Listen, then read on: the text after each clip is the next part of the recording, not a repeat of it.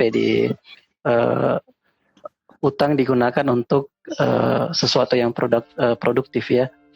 Jadi utang dari pemerintah digunakan untuk produktif, di mana itu digunakan untuk pembangunan yang strategis, juga untuk masyarakat, misalnya untuk datangnya wabah seperti ini yang tidak diperkirakan.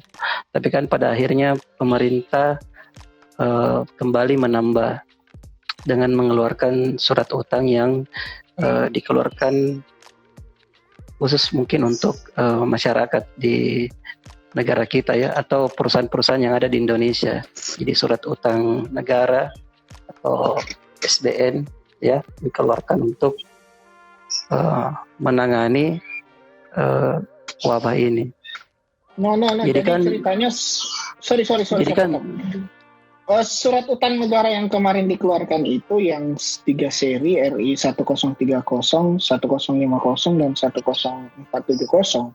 Sorry, RI 0470 itu bukan surat utang domestik tapi surat utang global. Jadi denominasinya US dollar gitu.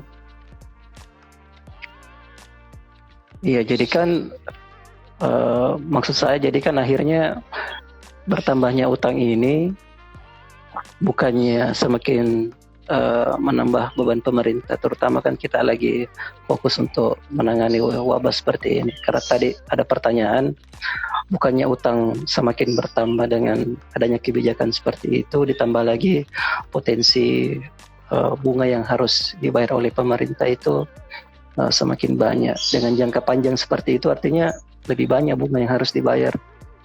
Nah, kira-kira bagaimana kalau seperti itu?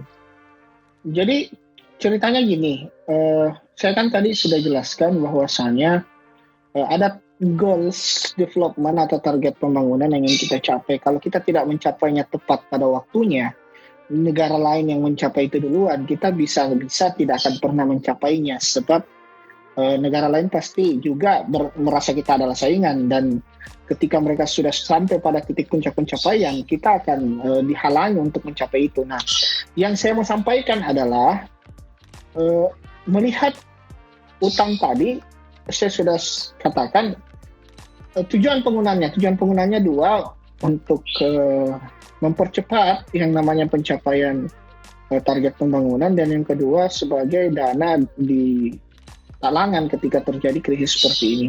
Nah, mempercepat tujuan pembangunan tadi, saya rasa pemerintah selama ini sudah bertindak dengan baik, di mana mengarahkan utang untuk tujuan pembangunan infrastruktur dan pembangunan sosial budaya masyarakat, dalam artian aspek sosial budaya dalam pembangunan itu berkisar pada pendidikan, kesehatan, dan lain sebagainya, sehingga ketika nanti infrastruktur sudah bagus, investasi banyak masuk, terus tercipta lapangan kerja, yang ngisi lapangan kerja itu adalah orang-orang Indonesia. Dan ketika yang ngisi lapangan kerja itu orang-orang Indonesia, pendapatan meningkat, maka otomatis akan dapat dicapai pembayaran pajak yang baik. Nah, kata kuncinya di sini. Kita harus paham dulu siklusnya. Jadi siklus apa yang ingin dicapai? Siklus yang ingin dicapai itu adalah negara minjam, tetapi nanti tujuannya juga untuk kemaslahatan masyarakat, dan ketika masyarakat itu sejahtera, bisa bayar pajak, maka pendapatan negara akan terjadi booming. Nah, ketika terjadi booming, otomatis kan pendapatan negara kan lebih besar daripada yang harus dikeluarkan atau belanja. Nah, sehingga tidak lagi defisit dan tidak memerlukan lagi pembiayaan dari sisi utang. Nah, terkait dengan pinjaman COVID-19 ini, kalau kita lihat tenor atau masa waktu pinjamannya, ada yang 10,5 tahun, 30,5 tahun, dan 50 tahun. Ini sebenarnya sangat-sangat termanajemen dengan baik risikonya, dalam artian kita berharap COVID-19 ini tidak sampai melewati akhir tahun 2020. Artinya kita berharap dalam 10 tahun ekonomi dapat tumbuh dengan cepat dan utang-utang tadi dapat terlunasi. tidak sampailah 30 tahun. Saya berharap utang-utang kita dapat ditekan di rentang waktu kira-kira sekitar 10 sampai 25 tahun lagi. Jadi bahkan tidak sampai 30 tahun karena tadi bervariasi ya tenornya. Nah, kemudian dari sisi bunga dari pinjaman atau tingkat kupon daripada surat utang negara yang diterbitkan kemarin dalam hal penanggulangan COVID ini melalui SEC Registered Self Takedown ini itu sangat rendah. Untuk misalnya contoh perbandingan, suku bunga simpanan kan berkisar di angka 4. Nah, suku bunga simpanan itu sekarang berkisar di angka 4,5%. Sementara bunga surat utang negara Indonesia cuman yang kemarin untuk penanggulangan COVID itu cuma 3,8% sampai 4,4%. Bayangkan, sangat rendah sekali. Tingkat bunga yang rendah itu sebenarnya ada maknanya.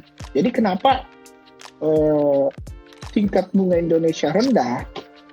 Berarti global percaya Indonesia dapat melunasi utangnya di masa depan, karena biasanya tingkat bunga itu berbanding lurus dengan risiko pinjaman. Artinya ketika risiko pinjaman itu tinggi, maka bunga pinjaman juga itu akan semakin tinggi. Contoh misalnya kalau nasabah atau orang atau badan atau negara yang meminjam itu dikategorikan berisiko tinggi, maka bunganya semakin tinggi. Nah, tapi kita berhasil bunga kemarin itu di 3%-an sampai 4,5%. Itu artinya kita dianggap sebagai negara yang potensial mampu melunasi utangnya di masa depan, jadi tidak perlu khawatir. Artinya kalau global saja percaya dengan negara kita, masa kita sebagai orang Indonesia tidak percaya? Yang harus kita lakukan sekarang ini adalah melaksanakan fungsi dan tugas kita masing-masing sesuai dengan kemampuan. Apa kira-kira yang bisa kita kontribusikan bagi negara? Ya paling bisa adalah bagaimana Anda menghidupi diri Anda sendiri dulu. Kemudian menciptakan pendapatan bagi diri Anda, dan ketika Anda bisa menciptakan pendapatan bagi diri Anda otomatis bisa membayar pajak ke negara gitu. Ya, yang jadi pertanyaan dari masyarakat kan akhirnya apakah kebijakan utang ini sudah tepat atau tidak? Karena pikiran dari masyarakat kan tambah utang lagi. Sudah tepat.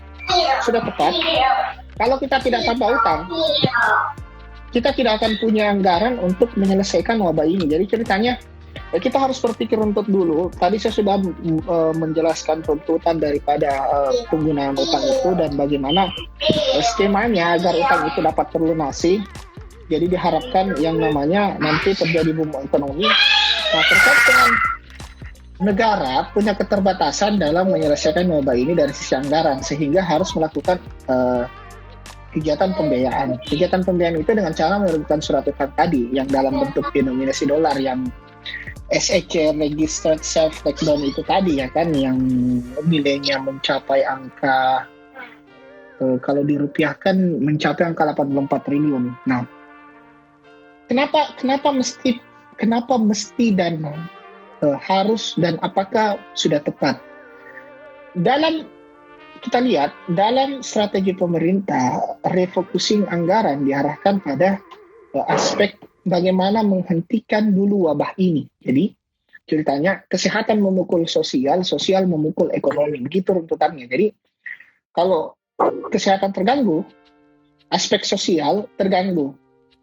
Aspek sosial itu ya tentunya jual beli dan lain sebagainya, interaksi. Dalam artian jual beli ini bukan jual beli dalam hal pertukarannya, tapi untuk bisa melakukan jual beli kan harus ada interaksi dulu. Nah, harus keluar rumah dulu dan lain sebagainya, harus macam-macam lah ya, bekerja sama dan lain sebagainya. Kalau kesehatan terganggu, aspek sosial terganggu. Kalau aspek sosial terganggu, maka aspek ekonomi terganggu. Nah, jadi urutan penyelesaiannya itu hentikan dulu wabahnya.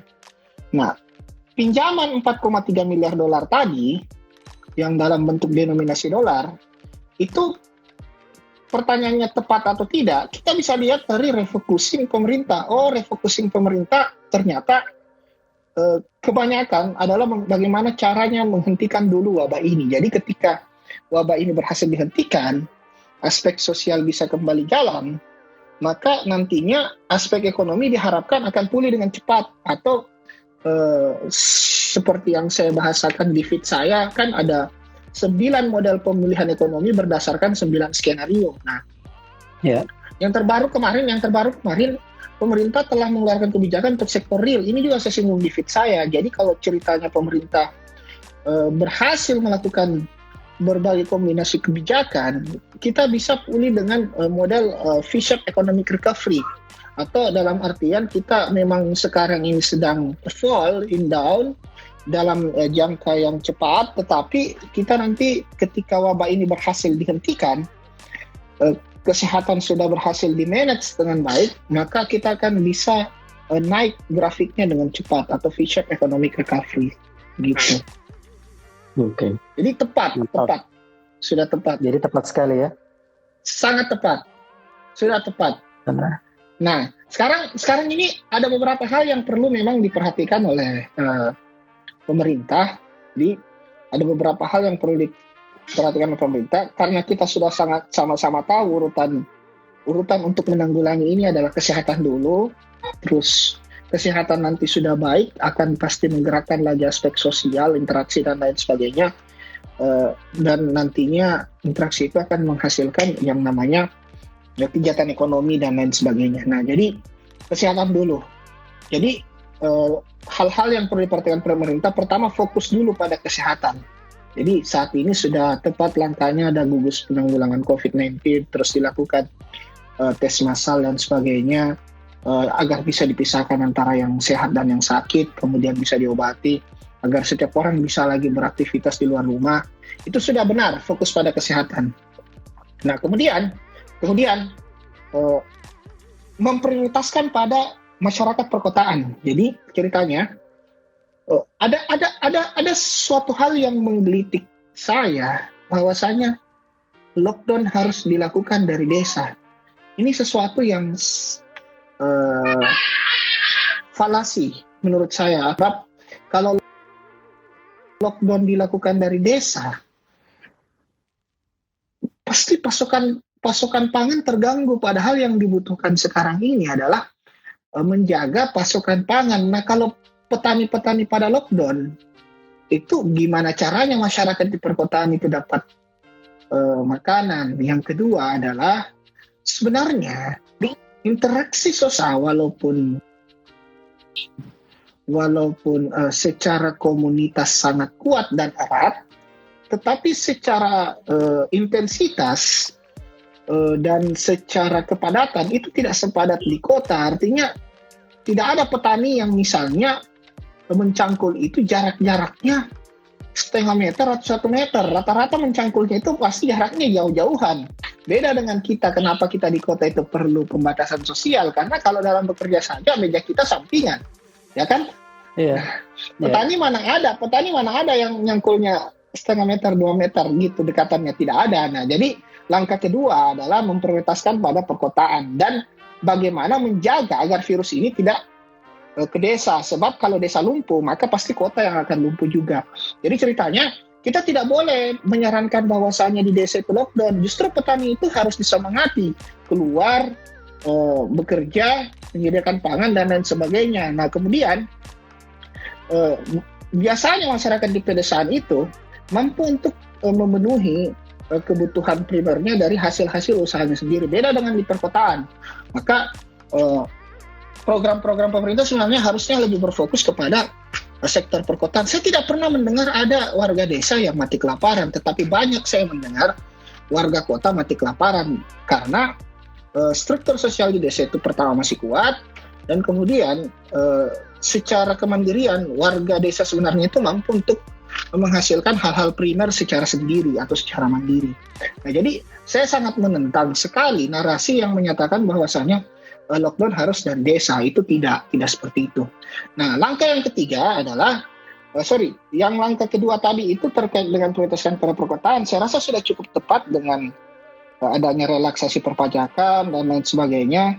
Kemudian pinjaman global yang 4,8 miliar dolar tadi itu, saya lihat banyak diarahkan untuk bagaimana melakukan investasi. Contoh misalnya dalam hal kartu prakerja, bagaimana menyiapkan masyarakat perkotaan ini untuk sementara ceritanya analoginya isi bensin. Jadi ketika wabah ini selesai, bensin sudah full, dapat lari kencang. Nah, ini langkah yang sedang dilakukan oleh pemerintah. Nah, langkah ketiga, walaupun misalnya kita melakukan prioritas pada perkotaan, tetapi kita juga kalau kita kerucutkan lagi lebih dalam, masyarakat perkotaan mana yang harusnya diprioritaskan? Don't forget to middle income class. Jadi ceritanya jangan lupakan kelompok kelas menengah bawah, sebab kelompok kelas menengah bawah inilah yang sebenarnya secara struktur sangat rentan di Indonesia, yang jumlahnya ada sekitar 100 juta orang. Artinya sedikit saja shock atau gangguan dapat menyebabkan masyarakat kelas menengah bawah ini tadinya yang baik-baik saja tiba-tiba menjadi miskin.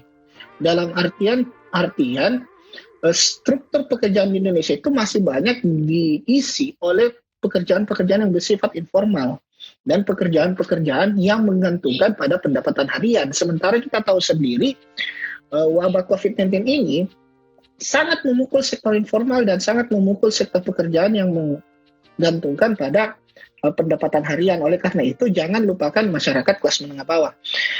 Bagaimana caranya untuk bagaimana caranya untuk manage masyarakat kelas menengah bawah ini? Ya, secara teori ekonomi yang paling pertama dipenuhi adalah sektor primer. Jadi pangannya harus dicukupi. Saya rasa kemarin pemerintah sudah tepat dengan mempercepat penyaluran PKH atau program keluarga harapan untuk 15,2 juta lebih keluarga terdampak. Cuman perkara kita dan permasalahan kita di Indonesia ini adalah sebenarnya tinggal pengendalian internal. Kenapa banyak gejolak dan riak di masyarakat? Langkah yang dilakukan sudah benar, tetapi pengendalian internal terhadap kebijakan itu atau pengendalian terhadap kebijakan itu yang masih minim, atau pengendalian kebijakan sudah oke, tetapi memang subjek-subjek yang berada dalam kebijakan itu yang biasanya mungkin mengatakan bukan kesadaran perkara. No, ini bukan perkara kesadaran, hati nurani yang kurang. Dalam artian seperti ini, contoh misalnya bantuan sudah disalurkan, terus kemudian ada RT atau ada RW yang menahan bantuan, kemudian memprioritaskan keluarganya. Ini masuk akal tidak ini? Ini kan agak gila ya kan? Maksud saya misalnya bantuan sudah sampai di desa ya kan? Terus kepala desa diamanahkan untuk membagi, tetapi kepala desa ini lebih cenderung melis atau memprioritaskan keluarganya dulu yang mendapat bantuan, tanpa melihat bahwasannya keluarganya layak atau pantas dibantu tidak. Nah, ini perkara hati nurani. Jadi ceritanya kebijakan sudah oke, kembali lagi kepada subjek yang menjalankan. Ini masalah yang sulit selesai di Indonesia. Apa masalah yang sulit selesai di Indonesia? Setiap orang mau masuk surga sendiri dan setiap orang itu mau hidup sendiri. Itu ribetnya. Opini. Ya kan? It's not opinion, bro. Jadi ceritanya gini. Setiap orang merasa bahwasanya dirinya berhak selamat gitu, tanpa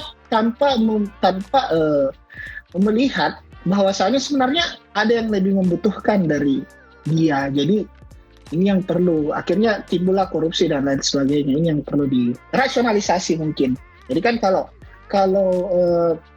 Albert kan menyatakan ada 3 hal yang menyebabkan seseorang berbuat curang ya: tekanan, kesempatan, dan rasionalisasi. Secara tekanan, saya rasa setiap orang tertekan sekarang ini.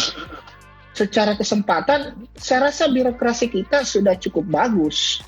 Jadi sebenarnya tekanan dan kesempatan ini adalah sesuatu yang hari-hari kita jalani. Artinya sudah ditutup celah untuk itu. Nah, perkaranya adalah rasionalisasi. Apabila setiap orang memikirkan dirinya adalah korban dan layak untuk dikasihani, pantas untuk dibantu, itu memang tidak ada selesainya. Artinya, apalagi kalau misalnya lebih parahnya, setiap orang memikirkan bahwasanya dirinya layak untuk hidup lebih baik dengan cara apapun, atau layak untuk mendapatkan kemewahan dengan cara apapun. Ini rasionalisasi yang seperti ini yang mematikan. Jadi apapun kebijakannya, kalau rasionalisasi pengambilan kebijakan di tingkat bawah itu masih bersifat sangat egois, pasti akan sulit untuk mengatasi wabah ini gitu. Karena pasti akan terjadi penyimpangan di mana-mana gitu. Oke bro, artinya dari sini kita sudah bisa simpulkan bahwa kalau kita berbicara kebijakan pemerintah yang diambil untuk saat ini itu sudah tepat. Sudah tepat. Ya kan? Ya. Sudah. Berarti case close. No. Jadi ceritanya masih ada lagi sedikit. Apa? Contoh kebijakan pemerintah sudah tepat. Jadi misalnya indikatornya ya, fokus pada kesehatan sudah. Prioritaskan masyarakat perkotaan sudah. Terus jangan lupakan kelompok kelas menengah ke bawah sudah. Terus mengendalikan stok pangan. Alhamdulillah saya pikirnya peningkatan harga-harga pangan ketika Ramadan itu di angka sekitar 30-50%, tapi nyatanya kemarin dan kita tahu sendiri hari ini pangan tidak terlalu bergejolak, berarti pemerintah berhasil mengendalikan stok pangan, sebab stok pangan itu sangat berkaitan dengan harga. Apabila misalnya stok sedikit, maka pasti berarti harga kebijakannya sudah tepat, tinggal bagaimana mengawasi. Betul sekali, betul. Kebijakannya sudah tepat, tinggal bagaimana mengawasi. Oke, jadi mantap sekali pembahasan kita hari ini. Sudah 1 jam ini bro kita bicara. Kita ketemu lagi di pembahasan berikutnya nanti. Terima kasih sudah menyempatkan waktunya. Semoga kita sehat-sehat semuanya. Oke. Assalamualaikum warahmatullahi wabarakatuh. Waalaikumsalam warahmatullahi wabarakatuh.